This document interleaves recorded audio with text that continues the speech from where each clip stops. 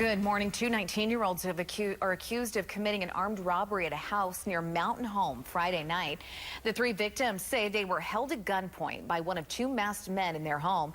Police identified the suspects as Jacob Gray and Skylar Henson.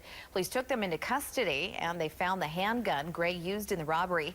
Both men were booked into the Baxter County Detention Center on multiple felony charges.